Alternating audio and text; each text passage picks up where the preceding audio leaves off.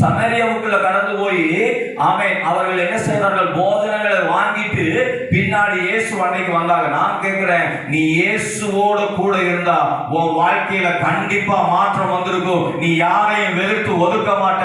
ஆமென். வெறுத்து ஒதுக்கின இயேசுவின் சீசர்கள் யூதர்களா இருந்ததனால நான் சொல்றேன், அந்த யூதர்களுக்கு சமரியர் மேல ஒரு பற்றுதல் உண்டானது. ஏன் தெரியுமா? இவங்க யாரோட இருந்தாங்க? இயேசுவோட.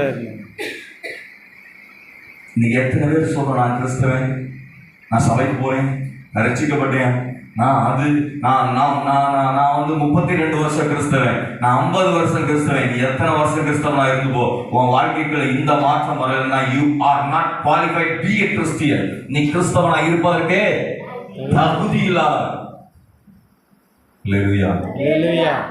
நான் சொல்றது எத்தனை பேருக்கு புரியுது? ஆமென். சத்தமா சொல்லுங்க. அல்லேலூயா. நல்லா சத்தமா சொல்லுங்க. அல்லேலூயா.